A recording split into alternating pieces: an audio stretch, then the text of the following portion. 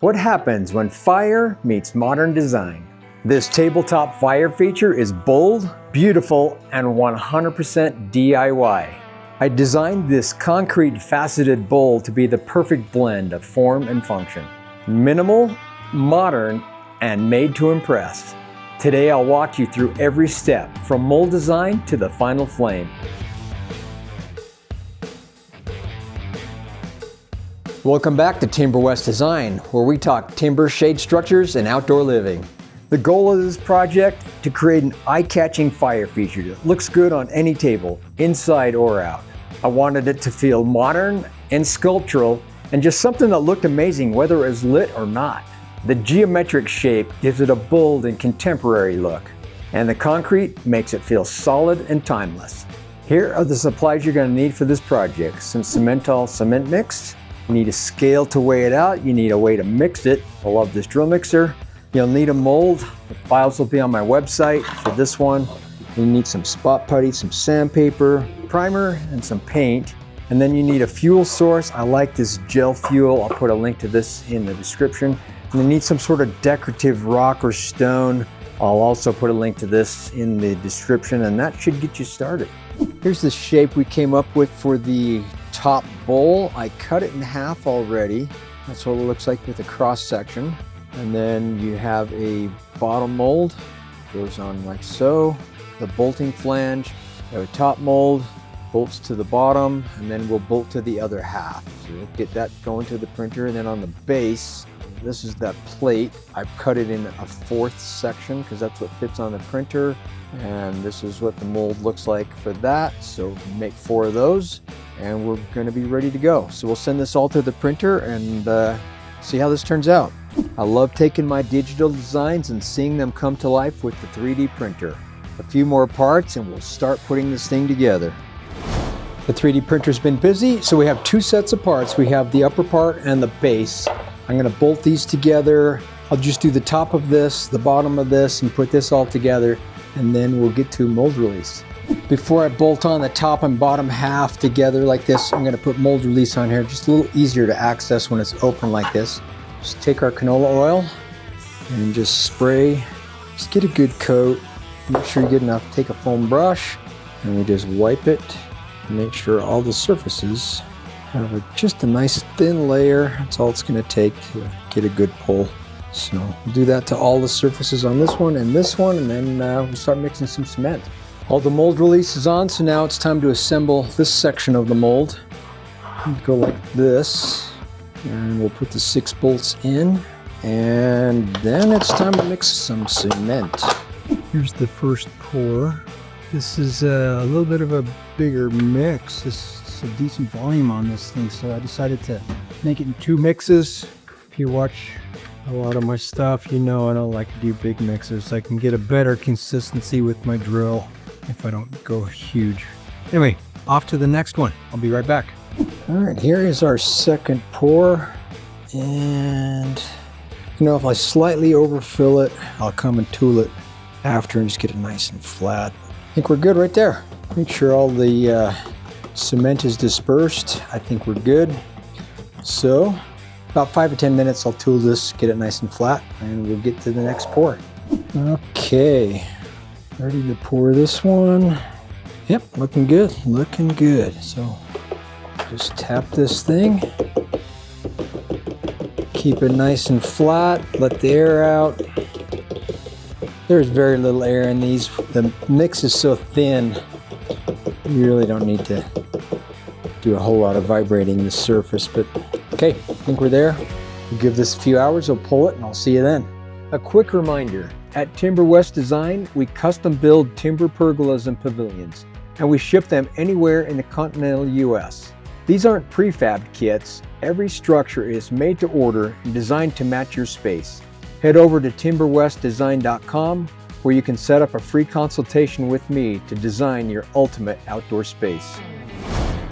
This is cooled off enough to pull. I don't think I need to take the mold apart. It's got draft everywhere. I'll just kind of tap the edges a little bit and see what happens. I can feel it.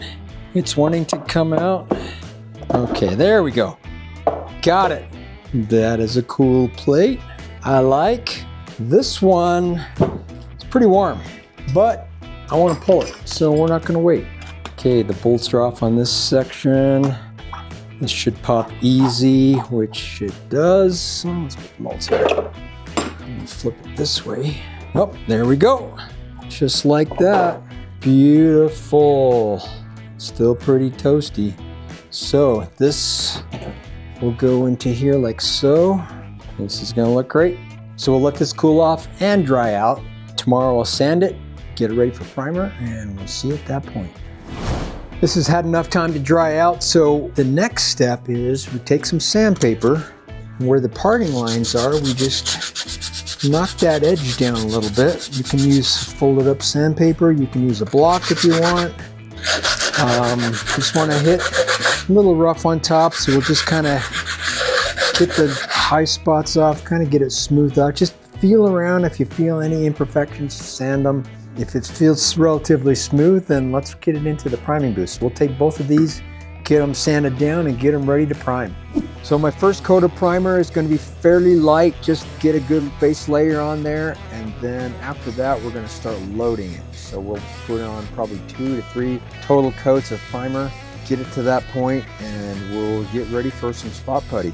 Now we're priming the fire bowl.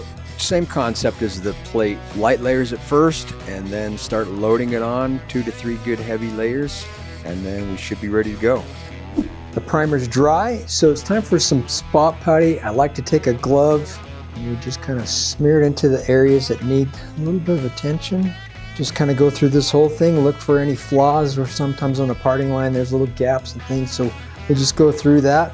The spot putty is dry, so we take some 150 grit sandpaper and we just start sanding until the flaws are gone.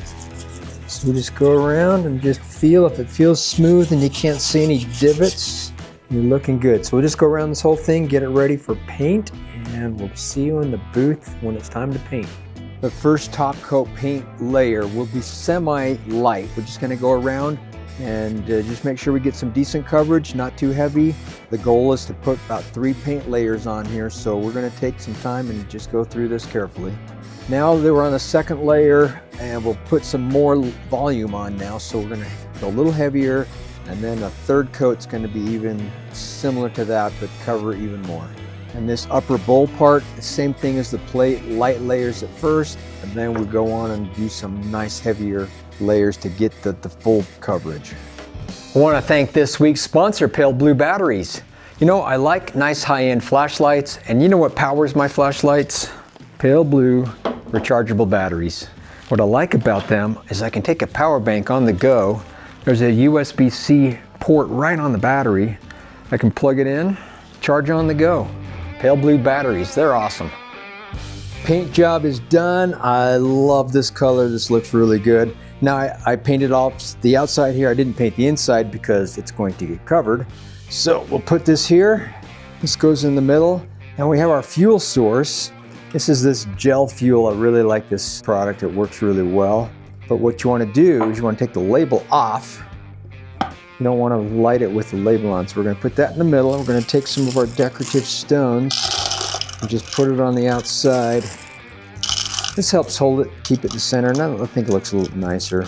So that'll be that. Now we want to fill in the bottom edge here. So just get some of this decorative stone over here, fill it in, just kind of spread this out, make sure it's nice and even. Looking good. There you go. So this takes a little bit to get going. There you go. I'm gonna turn off the studio light. Turn this one off. You can see a little bit better. And I'll do a night shot of this so you can really see what it looks like, but I like it. I think it turned out really, really cool. If you found this video helpful or inspiring, please hit the like button. It really helps out the channel. And if you want to see more creative projects like this, don't forget to subscribe. And you can also share it with some of your friends that want to see something fun to build. There it is, a bold shape, a smooth finish, and a flame that makes it come alive. Whether it's on your patio table or your fireplace, this bold fire feature brings style to any outdoor setting. Thanks for watching, and remember, creativity is only a 3D print away.